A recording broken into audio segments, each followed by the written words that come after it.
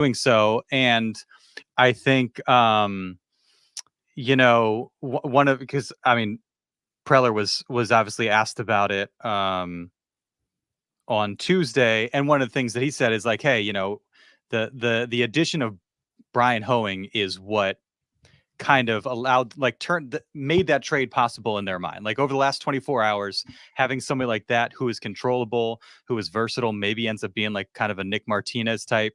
He's got starting experience now. His numbers as a starter aren't awesome, but he's versatile. He sounds like he's open to kind of whatever role they have him in, and you have some time to get him with Ruben Niebla, fine tune him, maximize his potential, and hopefully turn him into something, whether it's a starter or an impact reliever. And so I think, on first blush, when you see, okay, this is what they gave up for Tanner Scott, I think for some people it's like, okay, that's a lot for a rental.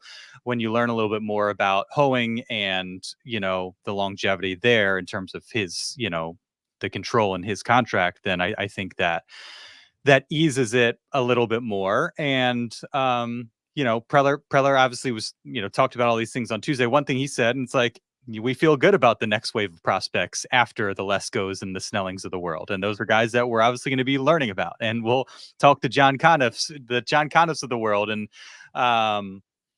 get the scouting report on those guys. And soon they will be the Snellings and the Leskos that folks are paying a little bit more attention to and are getting excited about as they get a little bit closer, and maybe they turn into trade chips down the road as well. So, for those of us that aren't like, on MILB every single night, that know kind of the big names, Preller seems to believe that there is more depth in the talent than maybe a lot of folks, myself included, are aware of, and that gave them some comfort in making that type of deal. Well, yeah, I mean, most of these guys do these, prospect talent evaluation type stuff. Like, they don't go out and watch everybody. It's impossible to do it. It's fun to look at. It's great. You're talking to talent evaluators, talking to your own organizations. That's where you're getting all of this stuff from. Where were they drafted? What are they doing in the minor leagues? Who's having a good season? It's, you can't really, aside from the top, really tippity top type of guys, you just can't keep track of everybody. So it's all of this is kind of arbitrary type of stuff. And didn't Chris Kemp say after the draft that they got 5 of the top 35 players on their board just this year alone? And usually their board is pretty darn good and stacked with a lot of very good baseball players. They have shown the ability to identify talent that a lot of people don't even see, right? Like, I'll give you an example. The top 250 draft prospects, according to MLB Pipeline, these guys at MLB.com, Baseball America, 250 did not have Jacob Christian from USD on the top 250. It's a guy who hit 26 bombs, hit one in every single postseason game that he has played in. He's a guy who was an All-American finalist. He was a guy who was a Golden Spikes finalist. And they don't have him in the top 250 because he came from little Division II Point Loma. The guy, he was doing things that Chris Bryant has only done at USD, and nobody saw it because they didn't get off what they had for the first beginning of the year. They don't see anybody who rises up and becomes a baseball player. So all that ranking type stuff, they don't pay much attention to the West Coast for some inexplicably stupid reason, because we have pretty good ball players out here. It's all the South and the Southeast, ACC and SEC and everything else can kind of go to hell unless Travis Batsana shows up at Oregon State, and they have to pay attention to that. But they don't really know what they're talking about. So go out and use your eyes and listen to your ears when the ball comes off a guy like Jacob Christian's bat, and you go, yeah, that's something. There's something there that these people don't see. So let the actual players show up and do it. Remember, Ty France did not show up in the top 30 prospect list for the Padres ever, and then went to an all-star game as soon as they traded him to Seattle. So that's, you miss on guys sometimes in the talent evaluation. Well, and one thing AJ Preller has been exceptional at is restocking the farm system, because he's pulled off trades like this again and again and again. And there seems to be another wave of guys like, from CJ Abrams down to the James Wood, and now the Leskos and Salas DeVries. And so every year there's kind of this new wave of guy that you would think, okay, one day we'll see him in a Padres uniform and that'll be exciting. Or, hey, this is a sexy prospect who's climbing up the ranks that might get us a major league ready, impact piece when needed. I think, obviously for this year, huge upgrade. Next year, we'll see what happens with Tanner Scott. You still have Cease, you still have Arise under contract. Like, And again, it's everything is about this season. Like AJ Preller needs to survive this season. Mike Shildt needs to survive this season. They need to get to the playoffs. They're not, thinking, I think, too far down the line, but that's where you worry a little bit, if you worry at all, is there going to be, because we've run into these issues. There's no starters when they need starters. There's no bullpen help. There's no outfielder to come in and get some at bats for a few weeks. Again, that's a problem for tomorrow. But that's the one issue I think you potentially run into. Has nothing to do with 2024, might not have anything to do with 2025, but something like that could catch up with them. And we've seen it catch up with them in the recent past. And so I think that's one area where people are like, all right, maybe a little bit uncomfortable with it. But I think fact of the matter is, like, it makes them better and equips them really well for what's to come this year. Well, I think they're banking really on Joe Musgrove being back, and then nobody else getting hurt. And I'm a little concerned with the fact that Michael King and Matt Waldron have already thrown more innings than they've already ever thrown in their big league careers, even professional careers. I mean, Waldron, the knuckleball, as we know, is not as taxing on the arm, so I'm not as concerned about him. King, we're kind of getting into uncharted waters here with him. So maybe I would have liked to have seen another starting pitcher enter the fold, unless maybe they think they know what Johnny Brito's doing down at AAA and he's going to be okay. They've got some other place that they can go. I mean, Ryan Bergert has been dinged up. He's only thrown 6 innings in the month of July. So there's really no other place to go in the organization to find a guy who can come up and give you a bunch of innings. You're hoping Martin Perez can kind of go back to 2022 when he was an all-star with the Rangers. Maybe Ruben Niebla is that guy that gets him back to that. A little bit dicey on the starting pitching, but then again, if the asking price was just too much and you couldn't make it happen, then you do it. And what do? You go and you make the bullpen have enough pieces to be able to overcome a few bad or short starts by some of your starting pitchers. And by the way, this bullpen now, with the way the postseason baseball is, as we know, ever since 2016, man, when it was the Cleveland and Chicago, and it was 4 innings from the starter and turn off all your bullpen arms loose for a 7-game series. It's been done like that, and this bullpen is more than good enough to win a lot of postseason games if it comes down to that. So they really made the back end, maybe the last even 5 innings, something that you don't want to have to deal with as an opposing manager. So the starting pitching, I think, as long as nobody gets hurt, you're going to be okay. And if Joe comes back, you're going to be okay. The Darvish thing is a scary one because I have no idea what's going on there. Yeah. And I think a lot of people have just kind of come to peace with the idea that, like, maybe we don't see him and maybe you have to plan without him. That part, you can't control and you can't really know. The dicey thing is, they have their starter for Friday and they have their starter for Saturday. And you would think, it's Vasquez and it's Perez. Sunday would be Michael King, and Sunday is still TBD. Last I've seen, and it currently is TBD on the website. Clerical. They just haven't put it up there yet. Well, why'd they put the other guys up? Mike Shildt didn't have an answer, and he said expected to have an answer soon, and we still don't know. And so I think, with Michael King pushing through his, career high in terms of innings, I think that's something you have to kind of keep an eye on. They're trying to, like, space him out, but you just hope that there's not more to it than that, because they could very easily put his name on Sunday and his name isn't on Sunday yet. So that's going to be something to watch going forward as well. Yeah, bullpen day, give him another day. They did it over the weekend, in Cleveland, and it worked out all right. And that's where, like, again, a guy like Hoeing, between Martin Perez, eventually Joe Musgrove, hopefully Johnny Brito.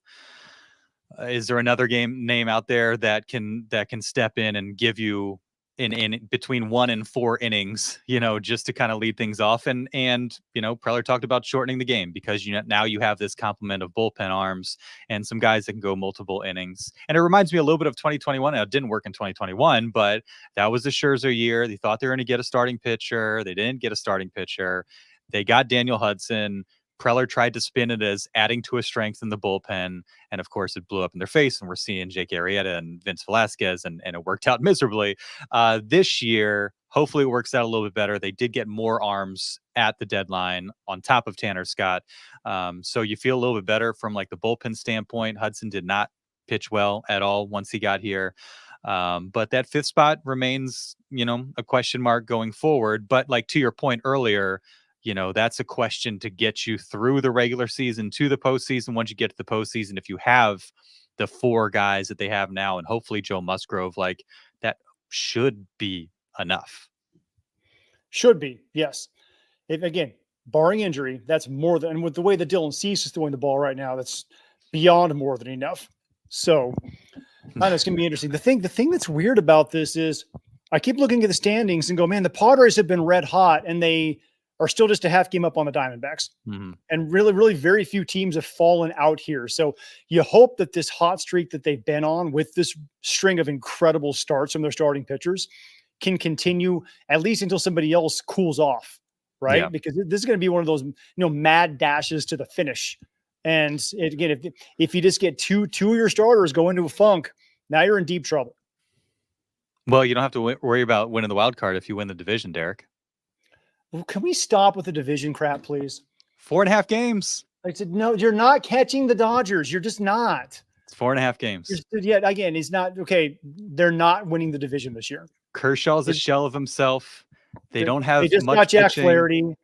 They're going to get Flaherty not long ago wasn't all that great. They also don't have Freddie Freeman right now dealing with a family emergency, and we're hoping that he and his family are okay. They also don't have Mookie Betts, who's out with a broken hand. He's going to be back at some point, and they're still not awful. Like when listen, stop. The Padres are not catching the Dodgers this year. They're just not.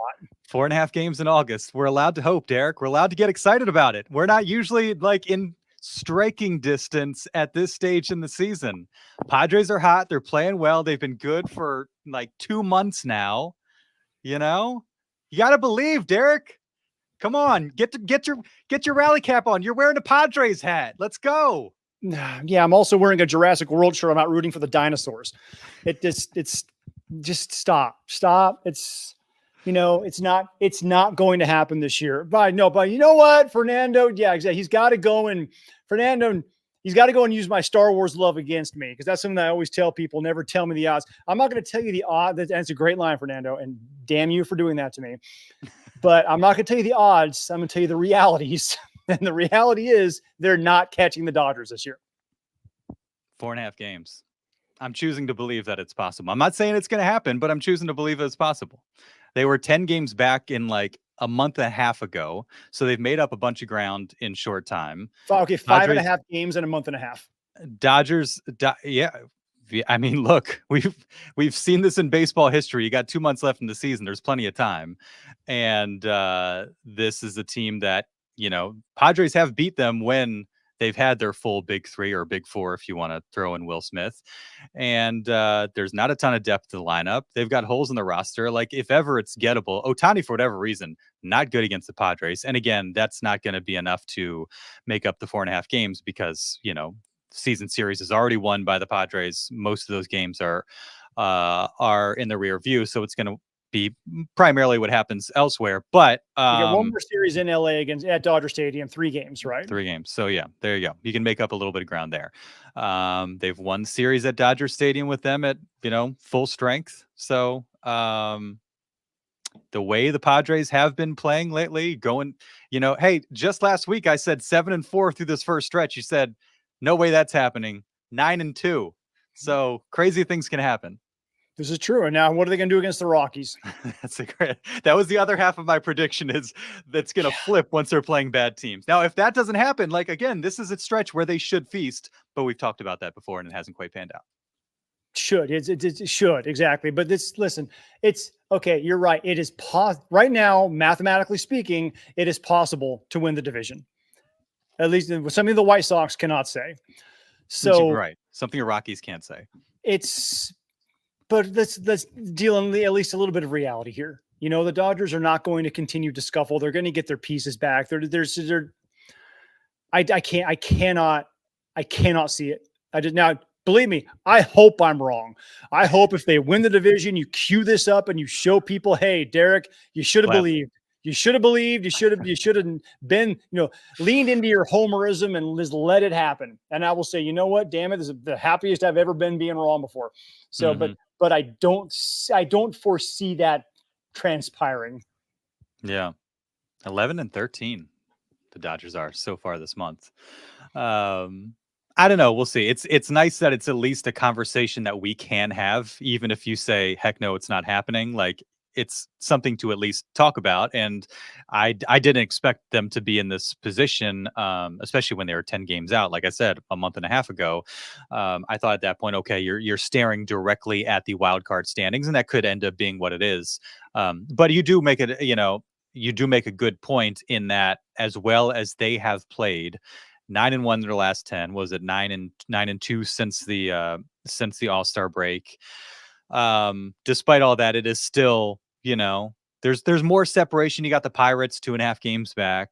You got the Cardinals, you got the Mets, and then obviously the Padres and the Diamondbacks. So as well as they've played, you still got to win games. You still got to take care of business, because you never know. Like, even somehow the Pirates go on a 3-week stretch where they go 10-4 or something like that, or 12-4, what have you. So, like, there's important business to be handled going forward. Nothing's guaranteed, but, like, I guess one of the questions I wanted to ask you is, like, given what we've seen the last few months, they have a chance to stack 3 straight winning months. Which, when was the last time that happened? Given what we've seen at the deadline, like, is it safe to finally be excited? Because the first half was such a roller coaster, and there were little stretches, even when they went 12-3 right before they kind of tailed off before the All-Star break, where you're like, okay, something's happening. I feel like we're finally at a place where, like, maybe it's safe to wade into the waters of optimism with this team, because that's been a dicey place to go in recent years. They played really well against really good teams, which gives you hope that if they get into the postseason, aside from the Phillies, for some reason the Phillies just have the whammy on the Padres. One of those bad matchups. Somebody's got a voodoo doll. I don't know what's going on with that matchup, but Philly just owns San Diego for whatever reason it is. Aside from that, they've won the season series against the Braves. They've won the season series against the Dodgers. They've won the season series against the Brewers. They've won the season series against let me see what the Nationals are out of it now. The Padres almost single-handedly knocked them out. They have 6 games coming up this month against Pittsburgh. See if you can win the season series against them. They are right now trailing in the season series against the Cardinals. They get 4 against St. Louis to try and get that back. So, I mean, they could conceivably own the tiebreakers against all of these teams. Which should be what's their season record against the Diamondbacks? It was good until that last series. Let me look that up. That's a good question. That's the one I lost track of. And by the way, Arizona's not going anywhere. That's going to be, in fact, the last 3 game series of the year is Padres Diamondbacks at Chase Field in Arizona. And that one, Darnay, I'm telling you, could come down to a wild card spot. Just How about between this? those 2 clubs. And even 5-5. There you go. So you got 3 more against them at their crib. That's going to be interesting. As you take 2 out of 3, you have the tiebreaker. So it's, man, they played really well against really good teams. They played really average against really bad teams, or if not poorly. Yeah. I don't know. There you go. Go ahead. Well, Lauren, feels like the Padres finally have turned a corner and entered Mike Shildt mode for how well they're playing. Rock's a good test. It'll worried lack of anything, and minors for depth anywhere if there are injuries. Mike Shildt mode. That's a good call, because we've talked about that on this very podcast, Lauren, as you know. Print the T-shirts. Second half of the season, man. Second half of the season, all of Mike Shildt's teams have always gotten better. They've hit some sort of ridiculous stretch where they play really well going into the end of September. And it looks like it might be happening a little bit early this year, which is awesome, especially when you get against there. Fernando Tatis Jr. is going to come back at some point. Now, I don't know if that's a good or bad thing for the clubhouse, because we can try those questions all day, but he's a hell of a talent. So this team could hit a streak at the very end of the year, and that would be dangerous. Yeah, no doubt. And no question, Fernando. No question, because I mean, now you have basically a 6-man starting rotation, and you got a couple guys who can jump in if need be, if somebody else does go down. So absolutely no question. And I think, like, the clubhouse stuff, that always seems to rear its ugly head when they're struggling. Shocker. That's what happens in sports. But the fact that they're playing well, like vibes are good, chemistry seems to be good. Tatis comes back and plays reasonably well. It's not going to be all on his shoulders. You know, Manny Machado's been playing really, really well. Xander Bogaerts looking like Xander Bogaerts. Like there's a lot of guys that are carrying the load. And so it's going to be less kind of incumbent on him to like be the spark, you know, whereas like in 2022, it's like, okay, they got Juan Soto. Like if he's Juan Soto, we're good. Like that's the missing piece. They've played really well without Fernando Tatis Jr. They've scored a bunch of runs and won a bunch of games with Fernando Tatis Jr. injured. And so I think, you know, there's no reason to believe that takes some of the pressure off of him. Like if they continue to play well, like vibes will be good. He can kind of ease his way back and not have to feel a whole lot of pressure. And so I guess I'm a little bit, maybe it's naive of me, but less worried about it from that standpoint. And obviously like a huge positive, you know, Shildt said Tuesday, like he's swinging more often. He's ramped up some, hasn't completely ramped up, but there's progress there. And so he's able to push it a little bit more. So that's certainly a good sign. And hopefully Joe's only a couple weeks away or so. And we're a little bit closer to seeing them kind of at full strength, which is obviously huge. And, you know, another factor that makes you feel good about their stretch going forward. But like, I find myself being like, okay, the Padres have arrived. Like this is who they are. We're seeing them play good baseball. They've done it now consistently for stretches, you know, after May going into June, first part of June, you're like, oh, no.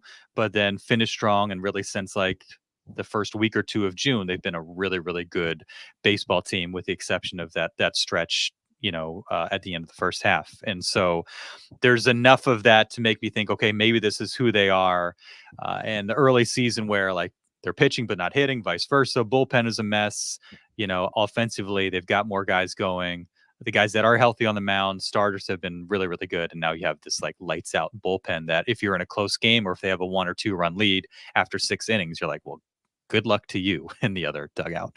Yeah, there's no chance. At that point, there's no chance. These relievers they got are really, really good. And I think another thing we can look at now is that I think we can officially say that this is what we're going to get from Jurickson Profar the whole year. And this is what we're going to get from Jackson Merrill the whole year.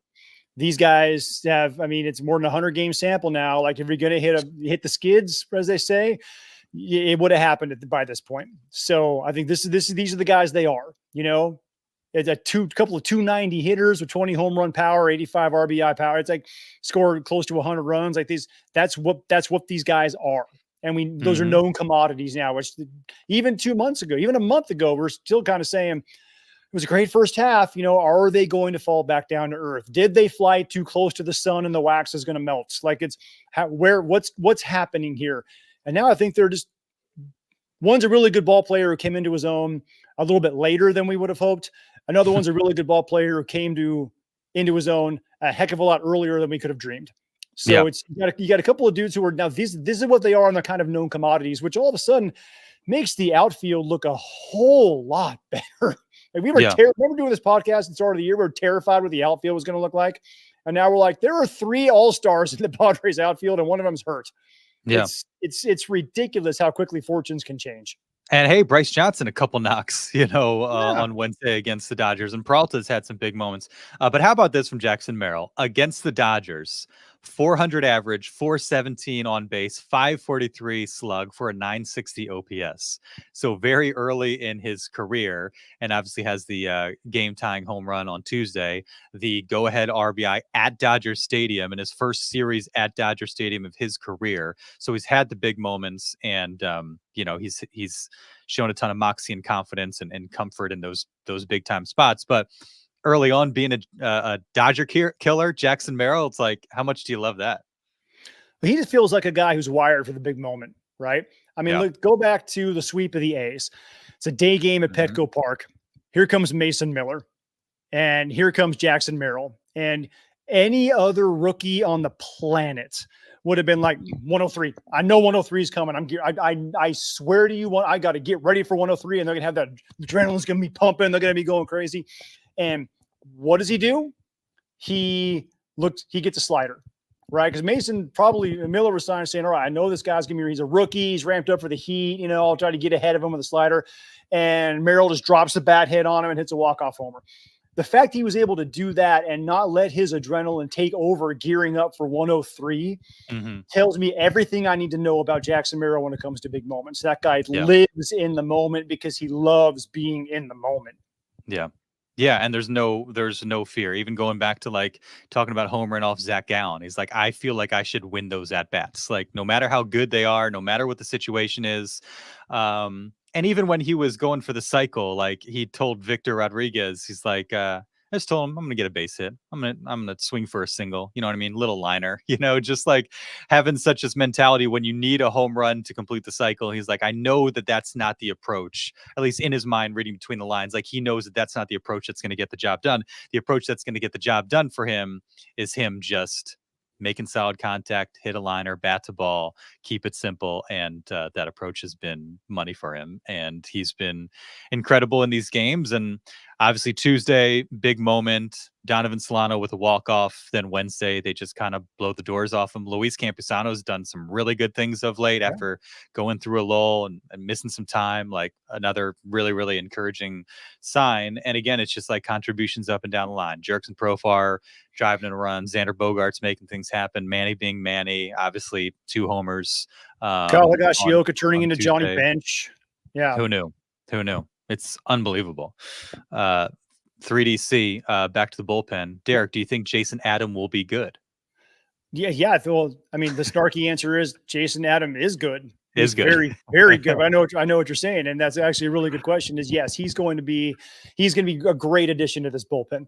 And it's when I was looking up video and when I first heard the rumor they were going to grab him, when they did, I was like, I hadn't really watched him all that much. He is a classic short armor. And usually guys who are short armors, like the ball kind of comes like right from out of here, right? Usually got guys kind of extending and coming, lengthening their arms so they can get more whip on the baseball. He is just right behind the ear coming through like this. A lot of guys don't throw hard when they do that. This dude throws 95, 96. So he's just an incredibly different look, and it's hard for opposing hitters to pick it up because they're not used to that tunnel, that release point coming at him. So for a right-hander, he's got a lot of deception to his game, but his stuff is also really good. And he's got some deception to his game because look at how often, and just kind of watch as you go along, how often batters swing at his slider when it is 2 feet off the plate. I mean, it's either they don't see it, they don't pick it up, or it's breaking just that much. But there's a lot of deception there where guys will see it, but they don't actually see what's happening with it. And I mean, tons of time, not just kind of chasing a little bit outside. We're talking 18 inches off the plate. Guys are swinging at the slider. It's wild how often he gets those guys to do that. Yeah, and our guy, Saris, I think back after like 2022, they listed like their 10 best pitches according to Stuff Plus, and his changeup was one of them. And it's just got like stupid movement, horizontal movement. And Bogaerts, I asked him, like, you face these guys, like obviously, one of them being with the Rays, and then Scott starting his career in Baltimore. And he said, Adam, is just like, there's so much movement. It's really, really hard on righties. And yeah, you watch him pitch. It's like that thing it's almost like you feel like there's maybe some similarities to Michael King in that there's just like so much horizontal movement, like nothing is straight. Everything is just kind of a little bit squirrely, plus the velocity, which makes it really hard to, even if you do see it, catch up to it. So yeah, he's going to be a fun one. But he also commands it. I mean, remember Austin Adams? You see 3DC, you know what you're doing. He's got a really good 3DC knows ball. Well. Remember Austin Adams, who set the single season record for hit batters, even though he only pitched like 42 innings or whatever it was. He had really good stuff. He had no idea where it was going, and he had a kind of a funky, shorter delivery. Adam knows where it's going. He can command his stuff and put it, if he wants to put it way out of the strike zone, that's what he does. But he can also dot the strike zone. Yeah, consistently and know what's happening and where it's going. So it's a little different dynamic when you got a guy who's like that. Yeah, debuted in the 8th. Nick Ahmed on 1 pitch, Shohei Ohtani on 2 pitches, a fly out, then a line out, and then Will Smith on 3 pitches, another fly out. So 6 pitches to get through an inning on some contact. So and then Brian Hoying came in. Yeah, and he's another guy all these completely different looks. Like Adams, a little bit stockier coming right from here, and then you got this Hoying guy comes in who's 6'6", who's kind of all elbows and legs, kind of kneecaps coming at you, kind of like Alec Jacob, who, by the way, I still don't know how that guy gets outs, but he just gets outs. Has he allowed a run at the major league level yet in his career? It's a good question. Like last year when he came up and he got hurt, he hadn't allowed one, and he was 2 innings against the Dodgers. He was really, really good. Yeah. The guy, they just found all these different weird, funky looks of guys who maybe not overpowering stuff, but they find ways to get outs, which is awesome.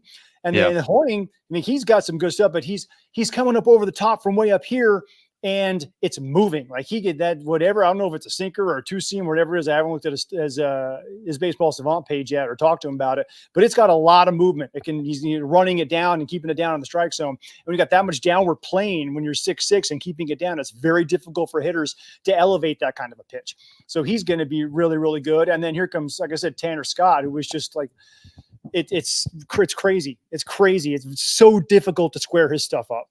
Yeah. Hoeing 92, low 90s sinker, splitter, like low mid 80s, and then slider in the low 80s. So that was what he featured last night. A little bit of Chris Young, a guy who's taller, who doesn't throw that hard, but gets some movement. Well, Young was a curveball specialist, but guy who gets a lot of swings and misses and gets a lot of soft contact because he's able to move the ball around. I mean, Greg Maddux is the gold standard of this. He could get it up to 97, 98 when he wanted to, but he almost never did because nothing he threw was straight. I remember talking to Maddux one time, and I said, how many fastballs do you throw? He's like, I really don't know. Because he threw basically like 2 fastballs, but he would throw them so differently. He'd throw this one, he'd move this way, this one, he'd move this way, this one, he'd throw in this quadrant, this quadrant. So he had basically like 12 different fastballs. He could throw all these different things to all the different quadrants of the zone and move them all these different ways. So it was so difficult to hit him because he'd be at 92, 93, but it's moving 18 inches. It's just, he would just manipulate the baseball. He can make that thing sit up and bark. So that's, if you can do things like that, some of these guys who aren't super max velocity guys, but they can move it around and command it, you can be every bit as effective as a dude who throws 101. Yeah. Let's keep the questions coming from our guy 3DC. Sorry for asking too many. You can't ask too many questions. That's what we're here for. Go and drive this interview right here. Do you think Kyle Higashioka will hit 20 bombs this year? Personally, he's been really good, so I see him pushing 20 home runs. Well, if he copies and pastes what he did in June, then yeah, because he's at 12 now and had like 8 in June or something stupid like that. So you got 4 in October, or 4 in August and 4 in September. It's going to depend on his playing time. If he gets the same amount of playing time that he got in July, I can see it. Remember the All-Star break was in July too. So you know what? I'm going to be positive, Derek, and say yes. I think he will hit 20 home runs this year because he's just been so good in the role that he's found that he will continue to get the same amount of playing time, and he will be effective enough to get 8 more bombs this year. Yeah, he's at 12. He had 11 total, including that hot streak over June and July. And so, yeah, I mean, if he's close to that, then he's at 20. So certainly. And now Manny Machado, 10 away from becoming the all-time career leader in homers in Padres history after a couple more the other day. I mean, Nate Colbert's really the only guy that's ever had that record.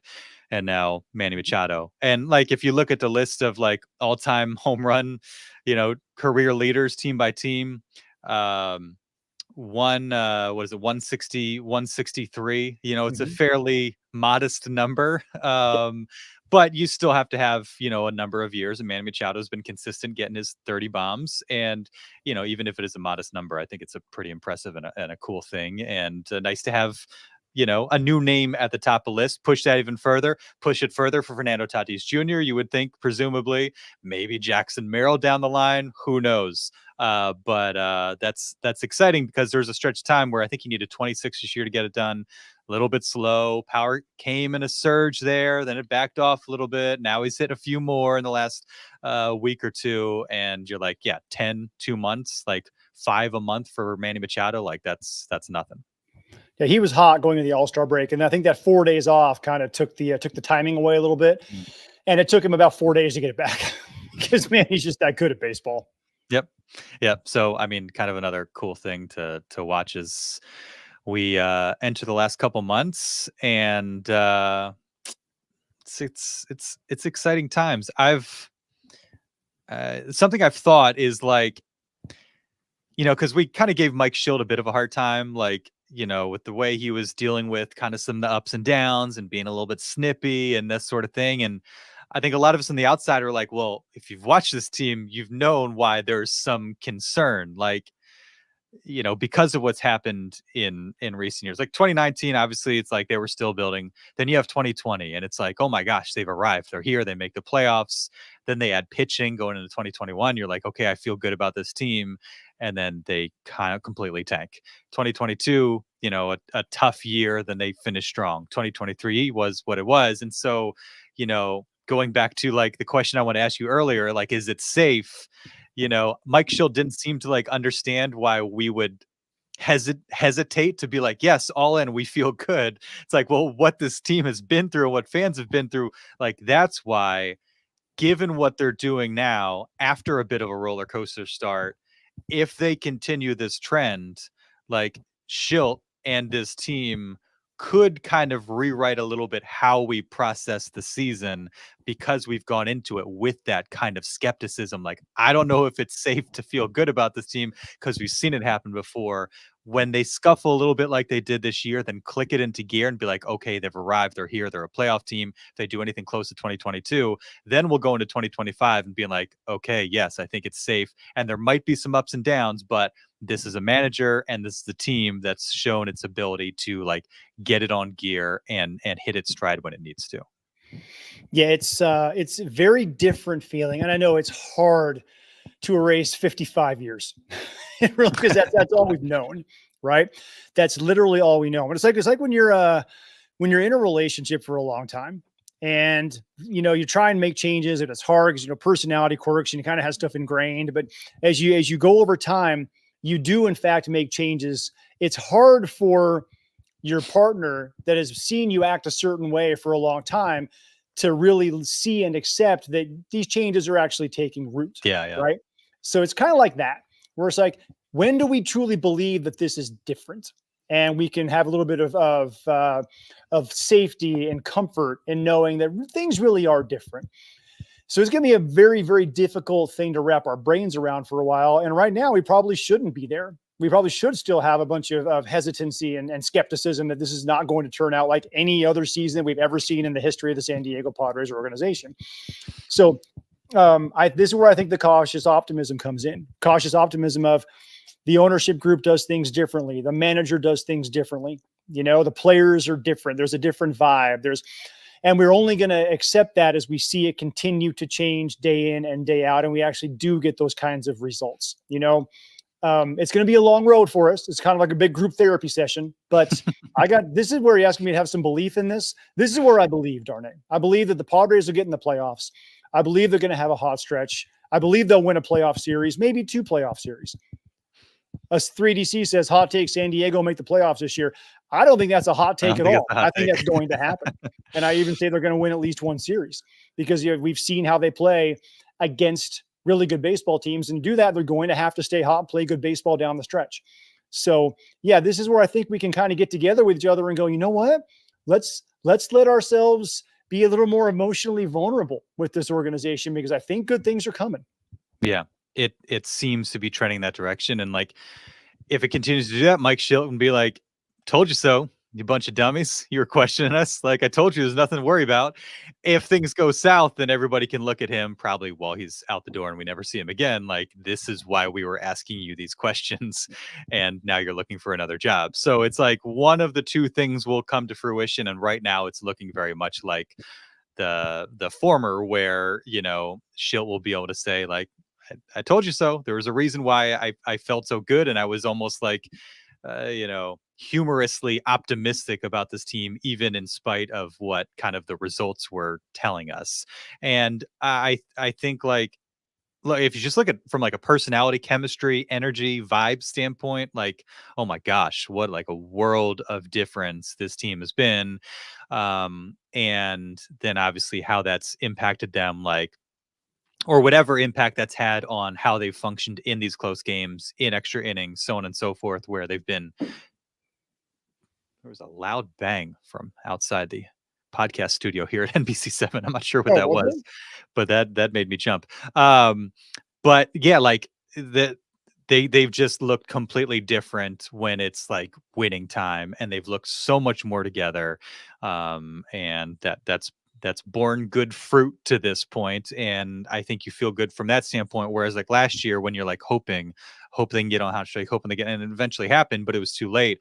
But you watched them play and you saw them go down 4 runs, and you're like, well, it's over, now. And now they go down, back to back Matt Waldron starts, 5 runs in the first against the Dodgers, and what was it, 3 against, was that against the Nationals? Where you're like, all right, this one might be over, and they blow the doors off the Nats. They come back, walk it off against the Dodgers. Like, this team has a fight and a character to it that last year's team just did not. And, that's obviously part of why they've played better. It's reflected in the record. And again, one of the factors that gives you a little bit more optimism now looking ahead. I just realized there's a dry erase board behind me. Should we do like a bracket? Do it. Do it. Yes. Okay. So like, is it? Yeah, you're good. We got that. All right. NL wild card. Okay, this will be the standings of the NL wild card when this is all said and done, right? Can you scoot it forward? Yeah, there we go. This is great for the radio audience, by the way. Move it a little to your left. Listening on the podcast, all right? The 4 seed, Atlanta. The 5 seed, the 6 seed will be Arizona. Do it, Derek. Do it. Seed. Do it. I thought you were going to put LA there. Oh, no. I'm not backing off of that. San Diego. So they will play against the Braves in the first round of the playoffs. Guess who wins that? Yep. There we go. And then Arizona is going to knock off the Brewers. So then that means that they would go play the Phillies, and that means the Padres play the Dodgers in the NLDS again. So that sounds familiar. NLDS, who wins that? Obviously the Padres. How do you like them apples, huh? And then they go to then they've got Philly in the NLCS. Well, remember, it was Arizona that beat Philly in the NLCS last year. True. So what if the Diamondbacks go back and beat them again, knocking off the number 1 seed and keeping, in effect, the teams that have the buys and simply don't play well in the National League playoffs? That would mean that once again, as a 5 seed, the Padres would host the National League Championship Series. I love it. And we can just drive to the road games over there in Arizona. I love it. I love it. From Rusty, I think these guys would win the division, but I kind of don't want them to. I want them playing, sharpening their edges all the way through. Huh. That's an interesting take. And you know what? I agree with that. Kind of like for Rusty, from what I just said, is they've done this a few years now. The team that has had the bye in the first round has never made it to the World Series. Doesn't work. And then the only one that's done it in the American League is Houston. Yeah. Yeah, that's really interesting. Or we finished with like optimistic-ish Derek. I was a little bit worried. There were points where I was like, I feel like Derek's a little bit down on this team, but here we go. We got them in the NLCS. Oh, yeah. I'm just saying they're not, again, over 162 game season, they're not going to chase down the Dodgers. In a 5-game series, the National League Division Series, they're going to whoop the booty of the Dodgers. I can't wait to clip this and play it back in late September. Hopefully. There we go. Well, hey, you know what? If it is to say that they won the division, again, I'll be the happiest person you're ever going to find. Yeah. Although, wait a minute. If they win the division, doesn't that mean, because they'll probably leapfrog Milwaukee or whoever wins the Central, wouldn't that give them a first round bye? And that's exactly what we're saying we don't want to have happen.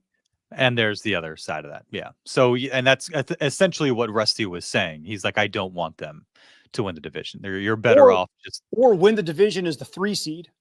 Yeah. Let Milwaukee have the 2. I just wonder, it might take more than that to surpass the Dodgers. Yes, very likely. You're asking the Dodgers to really fall back. Shoot.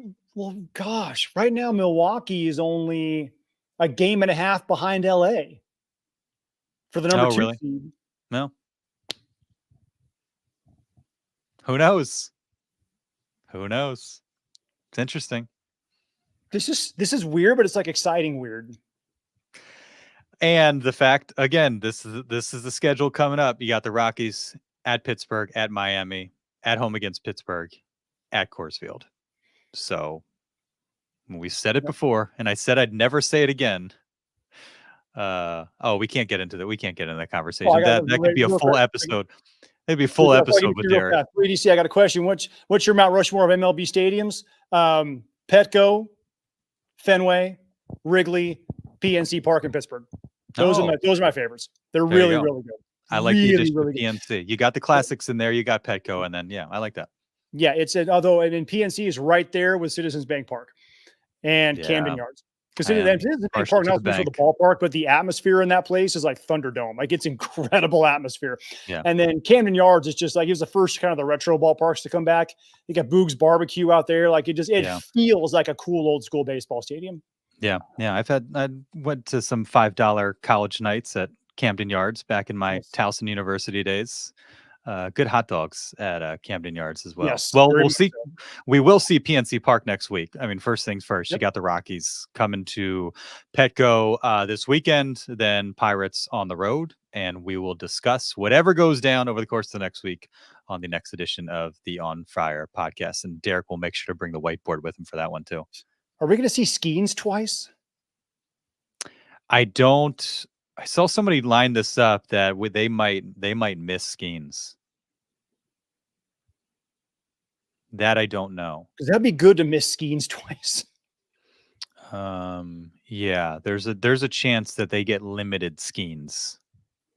Right now they don't have them, but they have a Wednesday empty, does Pittsburgh. So we'll see. Oh, right now it's Sunday. Ryan Nelson versus Paul Skeens.